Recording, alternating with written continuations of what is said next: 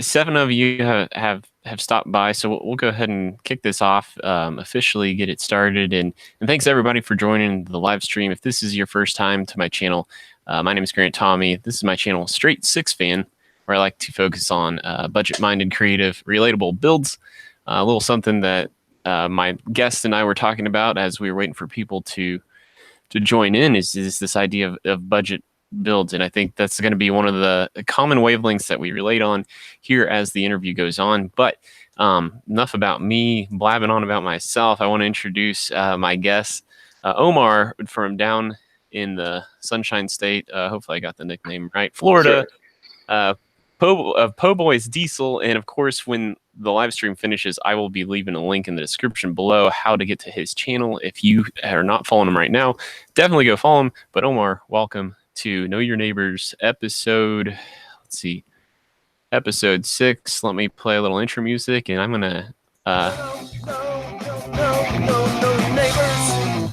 it on over to you. Welcome to the show, Omar. Thank you for having me, Grant. I really appreciate it, man. And you guys, thank you for stopping by, man. I really appreciate you guys checking in. Let's have some fun here. Yeah, so and I think one of the exciting things for me, and the reason why, of course, I fell in love with your channel, Po Boy, it was because if maybe you're aware, maybe you're not, but like my channel name was all about it spawned off of my first vehicle, which was a 1995 Ford F-150, and we'll get into a lot of Ford OBS talk here before long, but that's the obvious initial draw for me to your channel. But let's talk a little bit about your background, how you just got into motorsports in general, because I know sorry, there's a gnat, so this is like ADD style for me. But let's talk about your roots in motorsports, because as I started as we were setting this up, chatting back and forth, whether it be through direct messages on Instagram or whatever, I learned quite a bit more about where you got your start. So let's take the viewers through a little bit that journey. Well, definitely. Racing and motorsports came to me at a pretty young age. My father had a background of dirt oval track racing back in the day. I never got to see him do it because I was too young for that. But that excitement was always there, thinking about, oh, Dad was a racer, I want to race too. And eventually it all led up to me starting to play around with motorsports. When we say motorsports, I'm talking about ATVs, dirt bikes, stuff like that. That's where it all started, grassroots, basically. And, as time went by, I started hanging out with friends and doing motorsports where you're not really supposed to, which is on, out in the back streets in Mexico. But it all started like that. And, little by little, it just kept on progressing. And my love for the, all types of motorized vehicles was just immense. I had a big passion for it. And I started tinkering around. I must have messed up about 5 cars before I got one right. I'll tell you the truth. It was lots of fun learning curve. It was a lot of fun experience. And, one of the things that I did mention to you was how, a lot of the parents, they tend to guide their children to, oh, you should be a doctor, oh, you should be a lawyer or whatever. That's where my flip side was there. It's because as parents were telling me this, that wasn't really what was in my heart and my passion. And I always started veering towards vehicles. Everything I did had to do with vehicles. And yeah, no parent really want to say, oh, I want my son to be a mechanic, but it was my passion. And hey, I'm here now. I'm doing what I do. I'm having fun at it. And, that's basically how it all started. I want to say it got real deep and heavy around age 14, 15. That's when I started doing some drag racing behind my parents' backs, basically. Well, yeah, I think one of the words I learned over time that I really connected with was throttle jockey. Yes. and like just that anything with wheels that might go fast and you can make faster. Of course, I think a lot of us sort of share that passion. And, that's what this Know Your Neighbor series is kind of all about, is helping people understand passions and helping to maybe even foster the people watching, help them, encourage them to elevate their passions as well. So with that being said, we talked about kind of your kind of the start, but then maybe help us understand how we maybe went from, we left off, you're about age 14, to what kind of took you from there to what made you want to start your channel, Po Boys Diesel, on YouTube?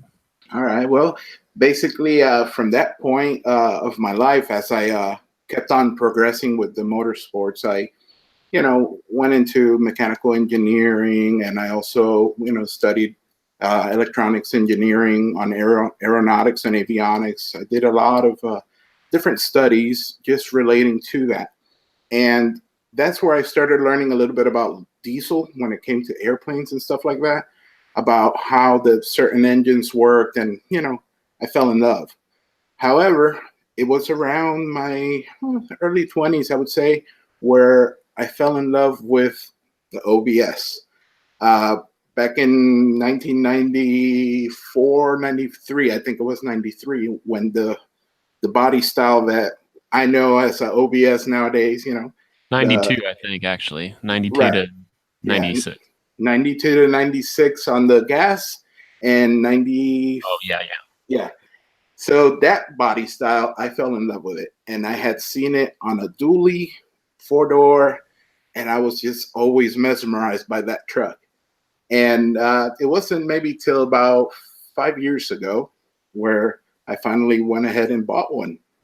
And, I started tinkering with it, and, things progressed really quickly on that subject there. It just, being a gearhead myself, I mean, I started putting a little bit here, a little bit there. Next thing I know, man, that thing was just 718 horsepower at almost 1,400 pounds of torque.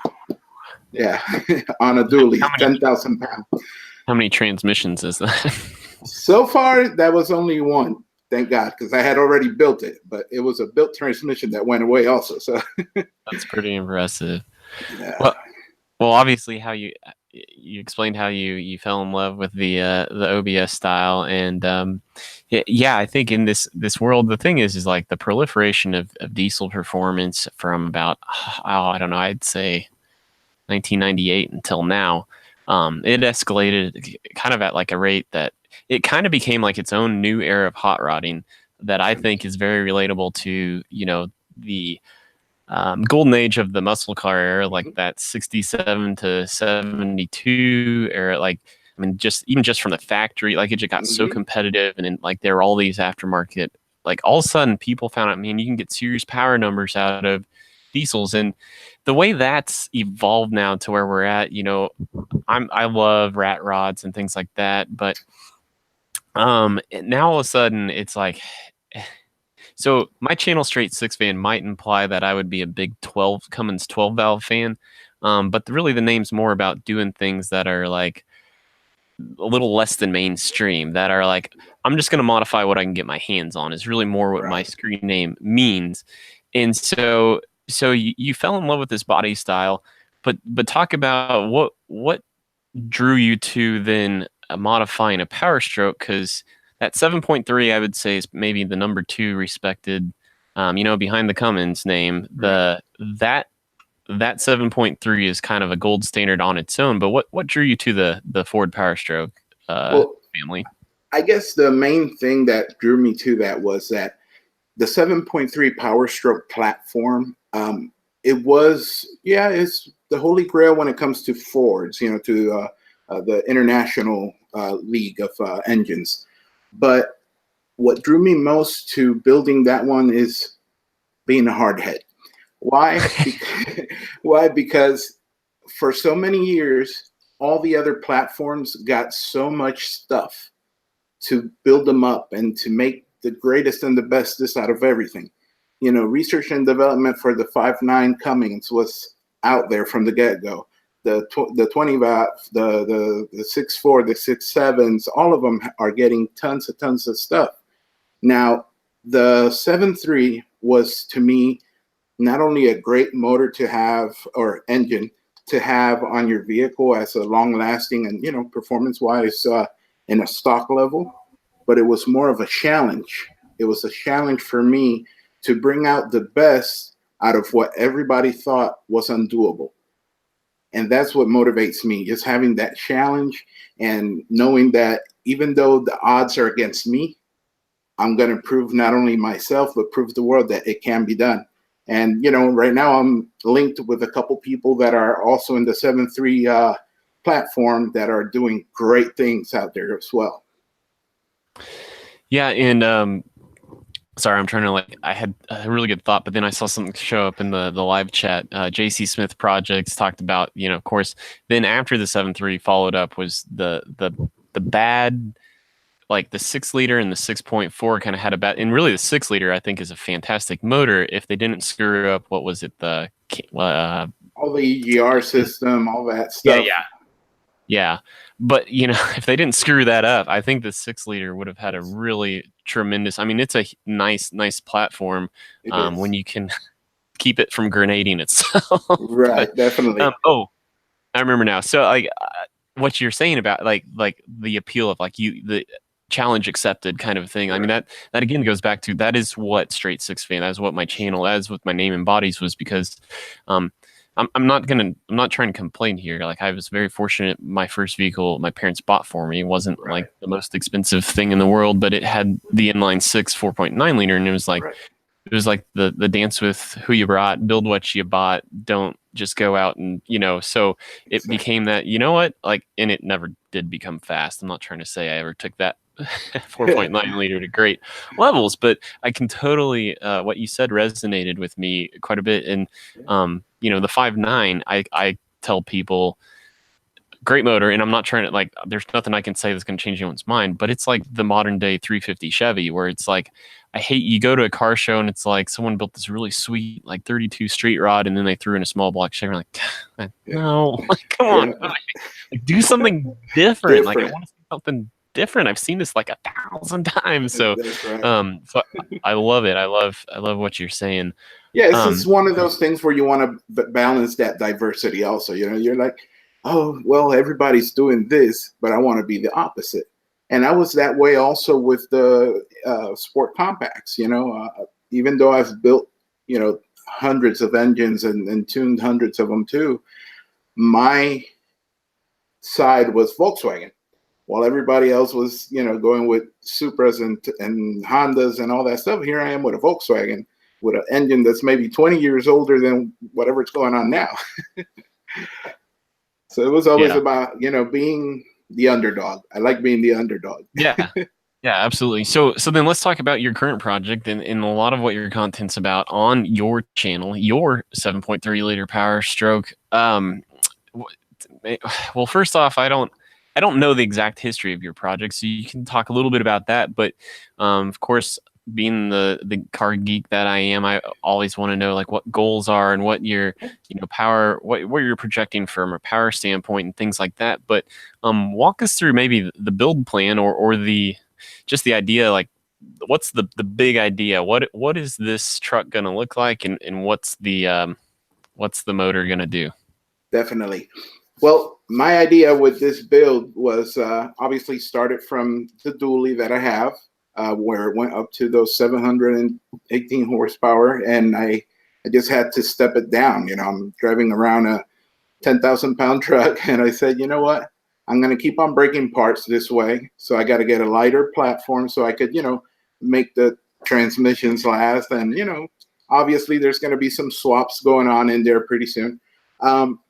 But the main idea of the project for me is, number one, the challenge, like I was saying, being the underdog. Number two is teaching all our fans, teaching all of our viewers and subscribers that they could accomplish anything they want. They could, if they just dedicate to it and do proper planning.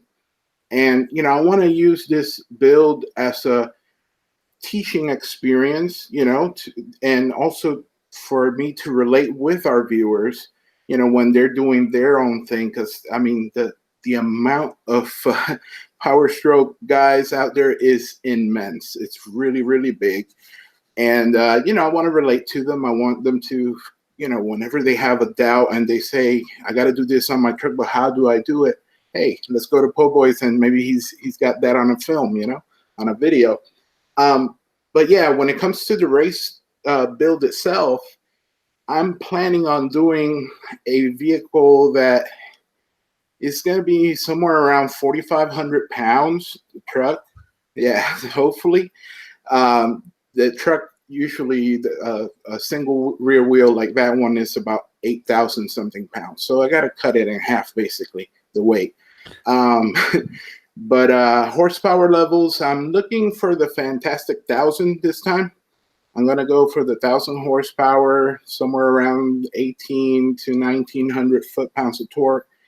And all that's going to be done with the way it's supposed to be for the Power Stroke, which is the HUI injected. It's a hydraulic system that uses for the injections, for the injectors, sorry. Unlike others where they do the P-pump swaps, kind of like you would see on a Cummins. Yeah.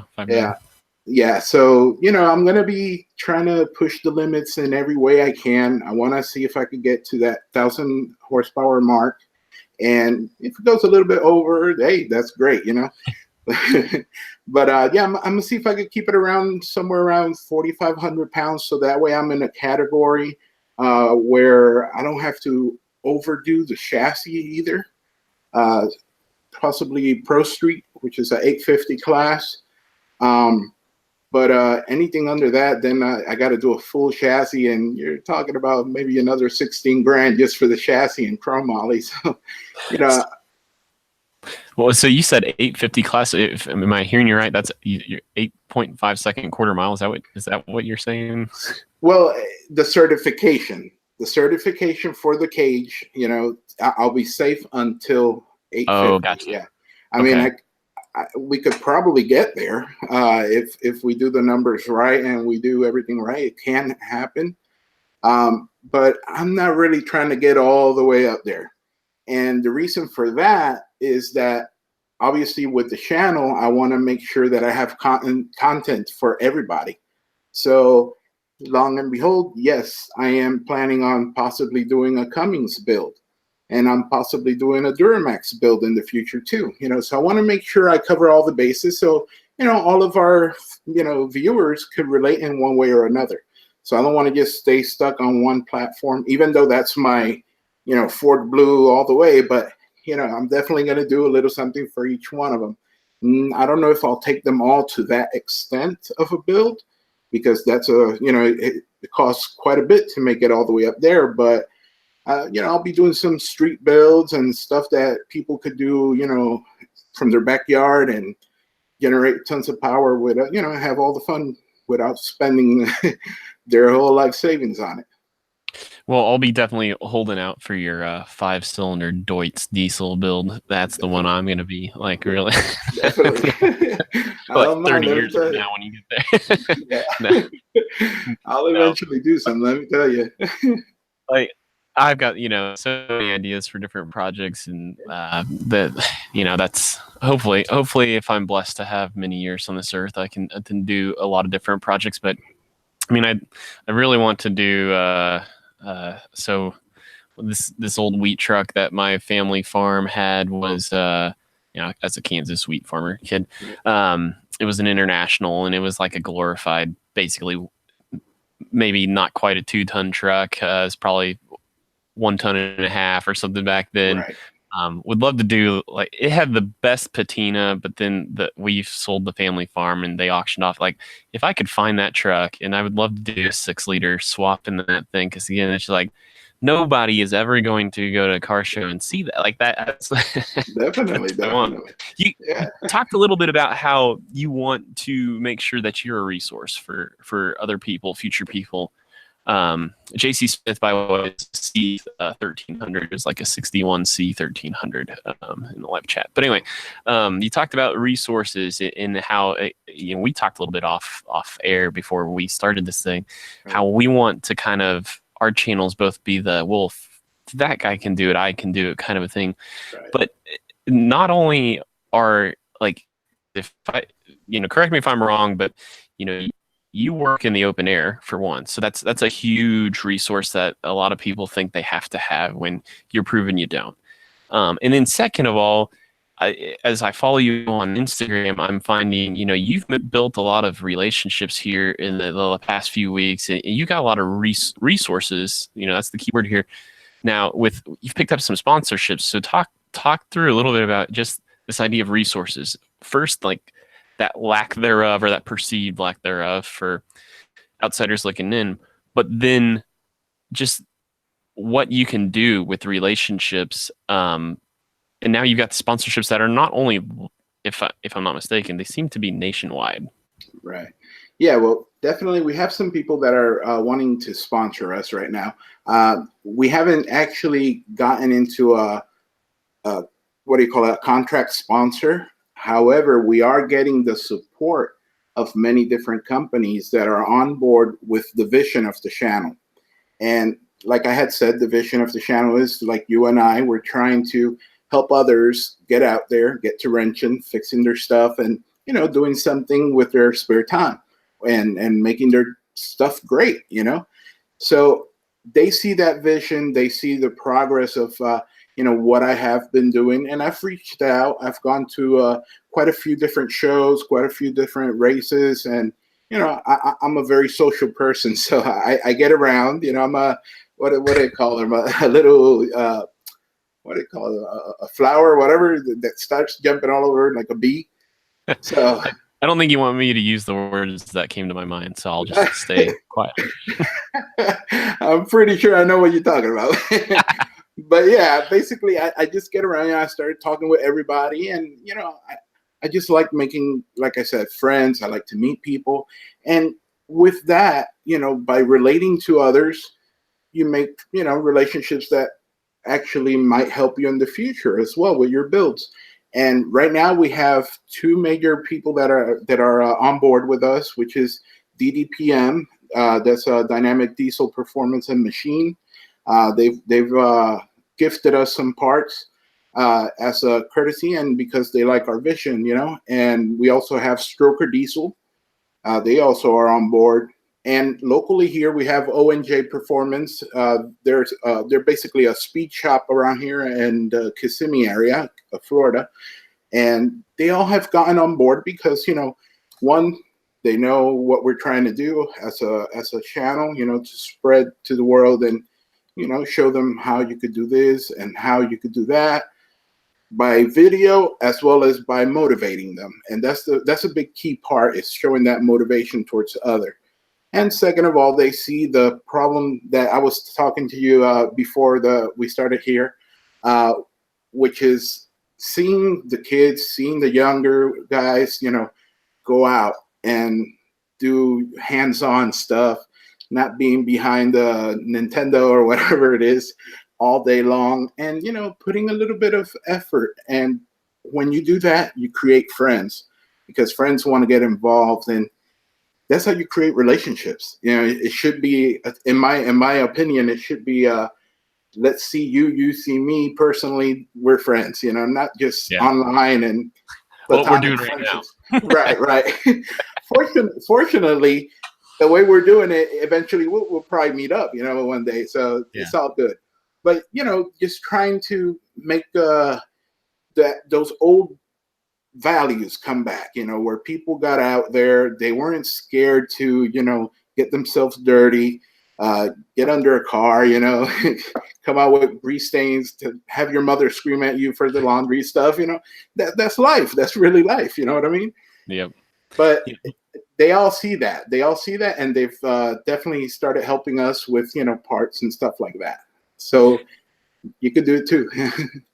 Well, you mentioned a little bit that local speed shop, and that kind of spawned off a thought, almost something I know about you that maybe our viewers don't. But you also spend a lot of time over the years in dyno shops, and right. So like when you say your dually had 714 horsepower or whatever that was, it's not just bench racing here. You have experience in the world of dyno tuning and tuning. So maybe this, I want to ask probably like a ton of questions, but we really don't have time about that. But what is the one biggest thing you maybe learned out of your time spent in that realm, the dyno tuning area, that has really paid dividends for what you're doing now? Well, if I had to give people the biggest advice that I could is spend your time and money on the top of your engine. Heads, cams, lifters, the whole valve train. Spend a lot of money on that. The rest will follow, because I've seen more gains on a build just by the work on the head than any other part. A lot of people have the concept that, oh, I'm going to go get some rods and I'm going to go get some pistons and I'm going to put it in the block and I'm going to make 1,000,000 horsepower. No. Those are the two things that least give you horsepower. They're just meant to hold the power. But most of the power itself comes from the head. The way it flows, the size of the valves, the lift, all that good stuff, that's where it's at. So if you really want to do a build and stay budget minded, spend your time, spend your money more on the head components, do some porting, do whatever you need to do. That's where you'll get the major gains. Second of all, superchargers are great. I'm a big fan for turbos. So the reason for that is superchargers, you get that power right off the bat, but they limit themselves to your RPM. Turbo continues to spin progressively, and you can overpass those power levels on a normal supercharger. Now, if you're talking something like Top Fuel, then you shouldn't be asking me, because then you have enough money to do something like that. You won't need a turbo, because you'll have such a big blower that it'll make the difference. Yeah. And in the live stream, JC Smith brings up a good point that what you suggest is a great if you're on a budget, like you said, is a great short-term solution, but maybe not for longevity. But it's a good I love hearing what I heard, because this is exactly what I'm doing on my budget build. Yeah. Although I probably am not going to spend a dime on a camshaft just because it's not going to be able to fit in the budget. But so I guess here's time for free advice for me. So I'm going to do GT40 heads, a better flowing head than my stock heads. I'm going to have to do some sort of a rocker solution. Well, this is all provided. I have them up for sale right now, because I think I can find another set of used GT40 heads for cheaper, and then I can have more dollars to do more things. But so what would your advice be if I'm going to keep a stock cam? What else should I do to these heads or stay away from in that regards? Because I've been thinking about, well, what if I did like 1.7 rockers, but then I this is my first ball game, so I don't know what potentially, like, am I really setting myself up for some really bad results, like fragging some things by these micro decisions. So if I'm gonna I am going to spend money on having better flowing heads. We're going to have a 3-angle valve job, decking if it needs to be. So I might have a little smaller, chamber. But what things should maybe I watch out for in this scenario? Well, one thing you really want to look forward to is, you're going to have the 3-angle valve job and you're going to be decking it. You're going to have to, regardless, to make sure you have a flat surface. But one thing you want to make sure is, for the flow to go right, you need to port the intake, port the exhaust. Okay. What you don't want to do is polish the intake.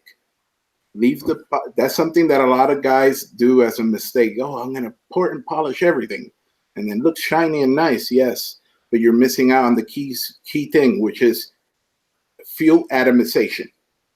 The more porous it is, the easier it's going to atomize the fuel as it goes in. Second of all, if you do it too slick, you're going to have drops. It's going to form into drops, and droplets are going to go in, which means that the combustion won't be able to ignite that fuel that easy. So you're going to have a lot of unburnt fuel, which is a lack of horsepower there too. The 3-angle valve job, I really say A-okay with it. If you are going to go to, I don't know if you're going to be doing all motor, right? Yeah. Yeah. So all motor, then you want to make sure that the intakes, the runners that you're using, that has a lot to do with it. If you're going to have a taller intake, longer runners, that's going to help with the way it flows with the fuel. and it's going to give you more high end or low end. So it all depends also on what your goal is. If you're going to be running the quarter mile or you're going to be running the eighth mile, all that stuff you have to take it into account. But all that you could go with through it with the machinist who's going to be doing the heads to give you the proper. He'll tell you use this manifold because it's going to give you the best results. Also, depending the size of the valve itself, if you're going to continue using the regular size, or if you're going to open it up to a little bit bigger, which obviously translates to more fuel, more air going in, more air going out when it comes to the exhaust. So all that has a lot to influence when it comes to how the engine is going to perform, especially with a factory cam, a stock cam.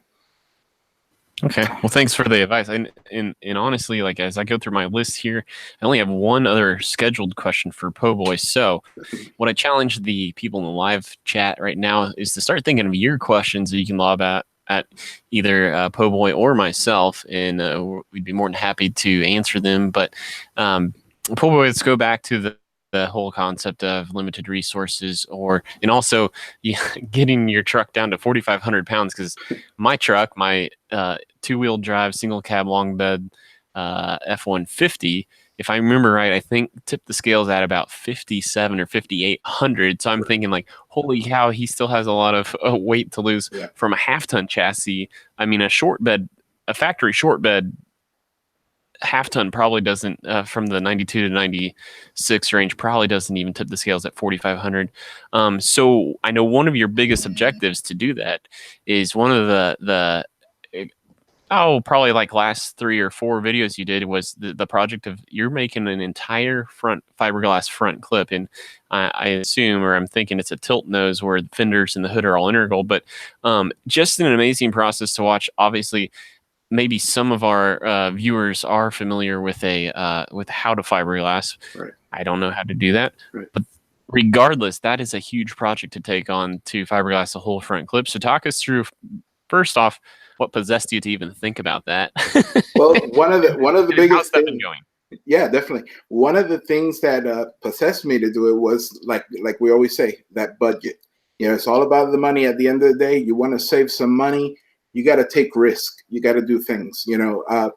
Not all the time can you afford to just go buy that part. So you try to look for the solutions, whether it's through a friend that does fiberglassing or whatever, or if you know how to do it yourself. A lot of the people have forgotten that they know stuff. Most of them know it. They're just a little bit. We enter into that lazy zone, and I'll just buy it. So a front piece, just so we know where we're at, a front piece for that truck is about $1,600, just the fiberglass front clip. And I know I could do that.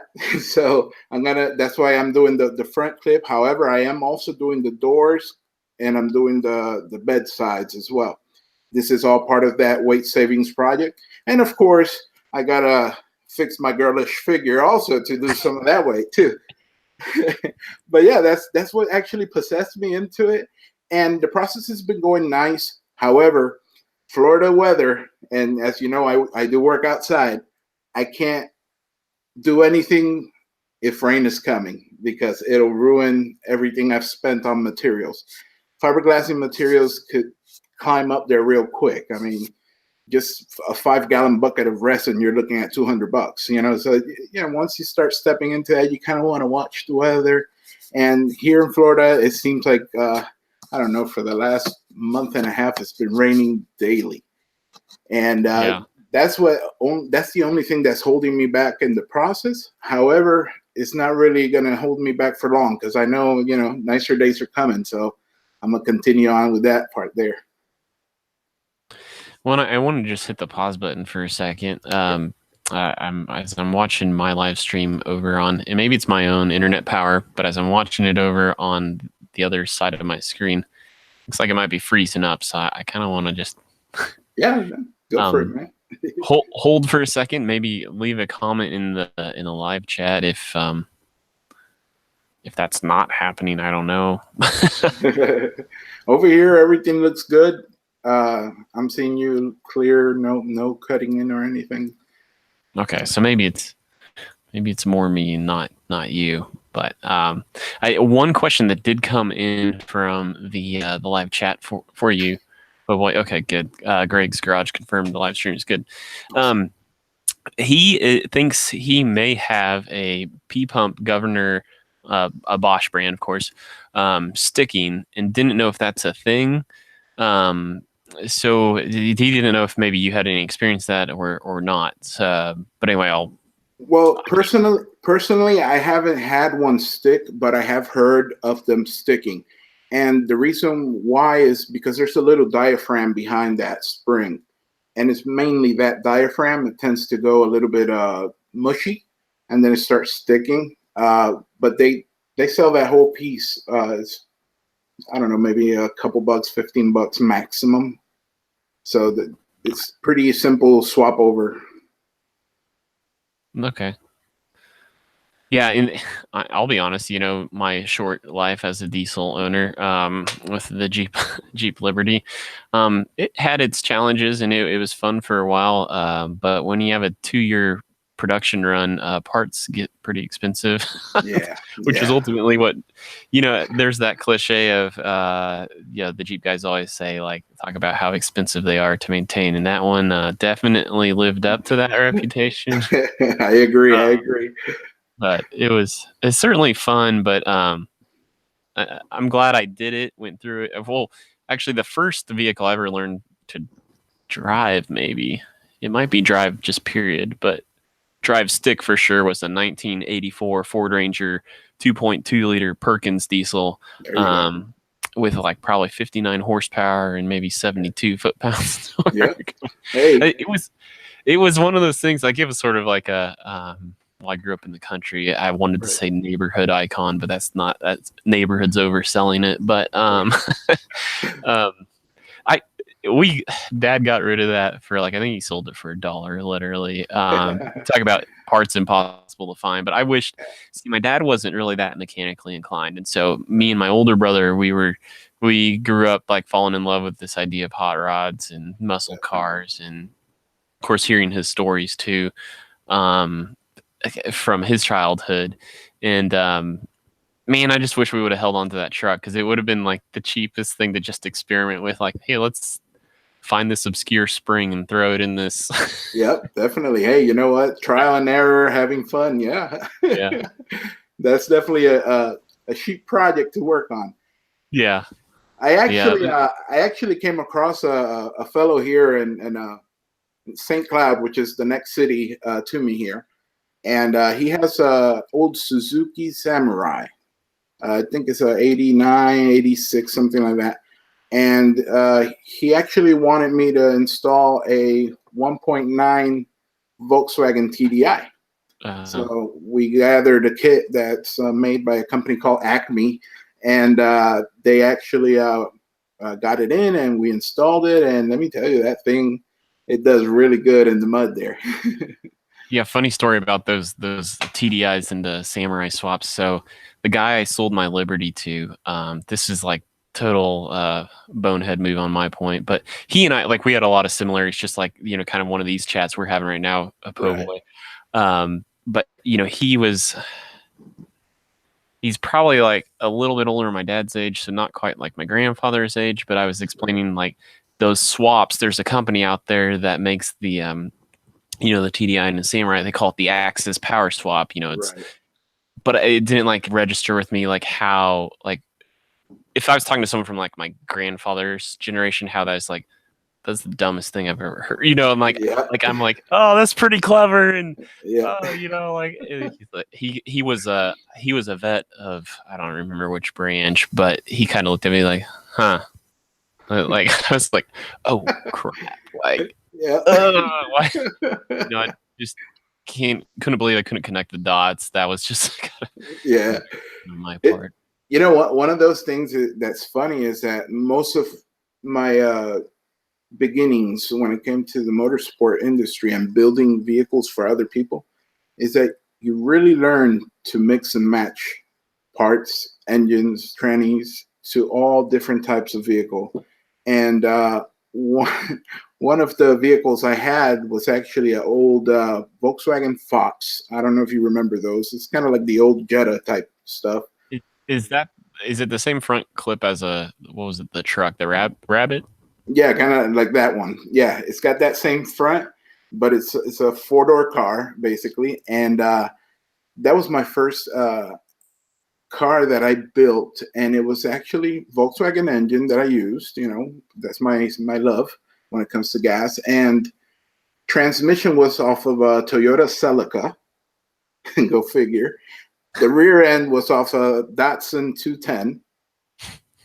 And I'm telling you, it was just a hybrid of all sorts of parts. It was just a Frankenstein. That's what I called my builds. They're all Frankensteins.